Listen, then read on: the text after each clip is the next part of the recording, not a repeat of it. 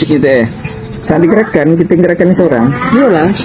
Nah, ayo deh biar kecilnya ya. Tapi di belakang itu enggak ada apa-apa. Nah, di keranjangnya, dalam keranjangnya lah, betul-betul dalam keranjangnya deh. Oke deh Bob. Wow. Halo guys, balik lagi dalam channel gua. Guys, hari ini gua akan menceritakan kasus hilangnya seorang balita berusia 1 tahun 11 bulan secara misterius setelah dilakukan pencarian hingga akhirnya ditemukan. Mirisnya balita ini ditemukan dalam kondisi tidak bernyawa di depan sebuah pintu masjid. Bagaimana kronologi dari kasus ini? Yuk kita simak videonya. Kisah dan kasus ini membuat gempar kota Singkawang, Kalimantan Barat. Lantaran ada seorang balita yang dikabarkan telah hilang secara misterius. Rafa Fauzan, balita lelaki berusia 1 tahun 11 bulan, anak ketiga dari pasangan Rasiwan, seorang ASN Satpol PP Singkawang, dan Hasni Fazia yang juga ASN RSUD Abdul Aziz Singkawang. Kejadian ini bermula pada tanggal 10 Juni 2025. Kala itu, Rafa sedang diasuh oleh pengasuhnya yang bernama Rizka. Rizka mengasuh Rafa di rumahnya yang berada di Gang Kapas, Kelurahan Skip Lama, Kecamatan Singkawang Tengah. Pada hari itu, Rizka mengasuh Rafa di rumah bersama dengan anaknya yang bernama Selsi. Saat di dalam rumah mereka, Rafa sedang bermain bersama Selsi di dapur rumah. Sesaat kemudian, Selsi meninggalkan Rafa masuk ke dalam kamar. Sekitar 2 menit kemudian, saat Selsi keluar dari kamar, Rafa sudah hilang, tidak ada di dapur, serta pintu belakang rumah ditemukan dalam keadaan terbuka. Panik dengan hilangnya Rafa, Rizka segera melaporkan kejadian itu pada ketua RT setempat yang bernama Dudi Saroso. Laporan hilangnya Rafa diterima oleh ketua RT jam 11.40. Ketua RT bersama dengan warga segera melakukan pencarian serta menyisir beberapa titik lokasi yang terpasang kamera CCTV. Selain itu, hilangnya Rafa pun segera dilaporkan pada pihak kepolisian. Upaya pencarian Rafa dilakukan hingga larut malam. Dudi Saroso, ketua RT mengatakan hilangnya Rafa ini terjadi dalam hitungan menit sehingga membuat warga dan polisi bergerak cepat untuk melakukan pencarian dan mengumpulkan informasi. Sementara itu, pihak kepolisian pun sudah menggali keterangan dari 4 orang saksi, salah satunya adalah Rizka, pengasuh Rafa. Selain itu, pihak kepolisian pun menurunkan 2 anjing pelacak guna menelusuri jejak dari Rafa. Pencarian Rafa ini sedikit mendapatkan adanya titik terang ketika 2 ekor anjing pelacak bergerak menelusuri jejak aroma dari Rafa dan sempat berhenti cukup lama pada satu titik lokasi yang tidak jauh dari rumah Rizka, pengasuh Rafa. Lokasi tersebut sedang dianalisa oleh pihak kepolisian dengan melakukan beberapa pemeriksaan sekitaran lokasi. Namun sayangnya, upaya pencarian yang dilakukan oleh warga bersama dengan polisi ini tidak berhasil menemukan keberadaan dari Rafa.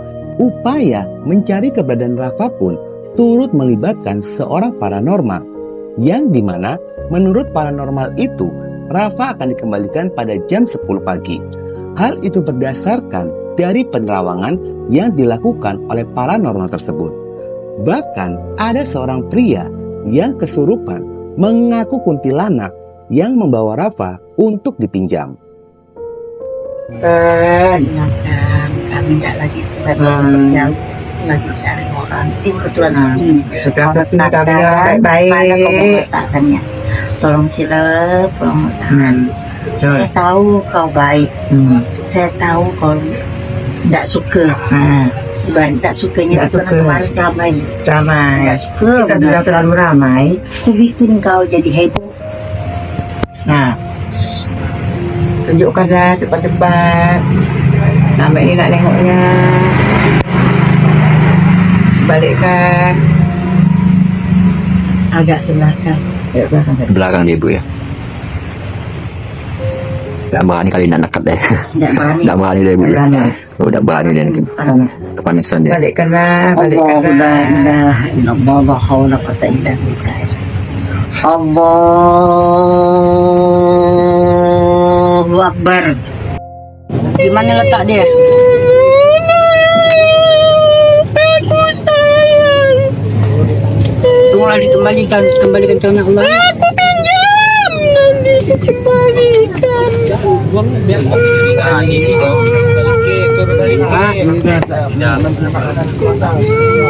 Kapan kamu mau mengembalikan? Benar. Setelah 3 hari dari hilangnya Rafa, tepatnya hari Jumat tanggal 13 Juni 2025, warga kembali digemparkan dengan sosok seorang balita yang tergeletak di depan pintu Masjid Jawi Husnul Khotimah yang berada di Jalan Veteran Singkawang, Kelurahan Roban. Sekitar pada jam 4 subuh, ada seorang wanita hendak pergi ke masjid tersebut. Dikejutkan ketika melihat jasad balita yang tergeletak di depan pintu masjid. Kondisi jasad pada saat ditemukan sudah dalam keadaan yang mulai membengkak, serta sebagian kulitnya pun telah menghitam. Kejadian ini pun segera dilaporkan pada pihak kepolisian setempat. Polisi yang datang segera melakukan evakuasi pada jasad yang ditemukan itu. Melihat ciri-ciri dari jasad balita tersebut mirip dengan ciri dari Rafa pada saat terakhir sebelum dinyatakan menghilang. Kedua orang tua dari Rafa segera mendatangi rumah sakit Abdul Aziz Singkawang untuk melihat langsung jasad tersebut. Saat berada di rumah sakit, pecah tangisan kedua orang tua Rafa ini yang mengenali jasad tersebut merupakan Rafa Fauzan, anak ketiga mereka. Pihak kepolisian pun meminta izin pada keluarga untuk dilakukan otopsi pada jasad Rafa. Namun permintaan itu ditolak oleh keluarga dan lebih memilih menerima serta mengikhlaskan kematian anaknya itu. Penolakan otopsi dari keluarga sangat disayangkan oleh banyak pihak lantaran melihat kronologi hilang serta pada saat Rafa ini ditemukan sangatlah janggal. Perjuanganku, ya berikan hatiku, ya Allah, ya Allah,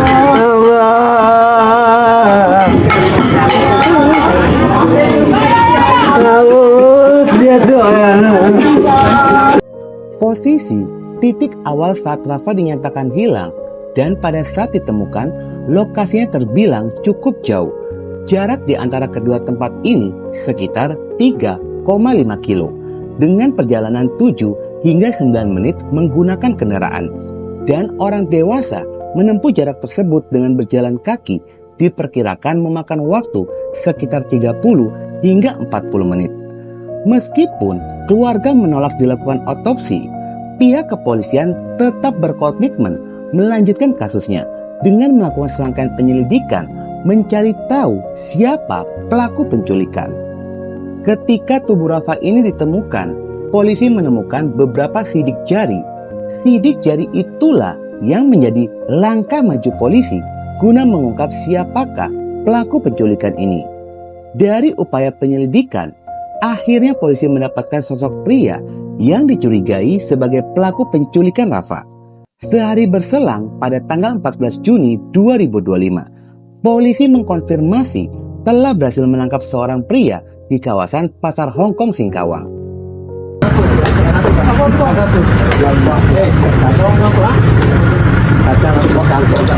Iya, tapi mana tahu mana dia? Pelaku ini bernama Urai Abadi, yang ternyata pelaku merupakan tetangga dari pengasuh Rafa. Pelaku mengaku sering disuruh untuk membersihkan dan membakar sampah di sekitaran rumah dari pengasuh Rafa. Bahkan pada saat dilakukan pencarian, pelaku ini pun terekam kamera bersama dengan warga pada saat Rafa ini dinyatakan menghilang. Sementara berdasarkan pengakuan pelaku, motif pada kasus penculikan ini, pelaku mengaku hanya ingin mensedekahkan tubuh dari Rafa ke masjid dan tidak ada niat untuk membunuhnya. Kau apa kan anak kecil itu?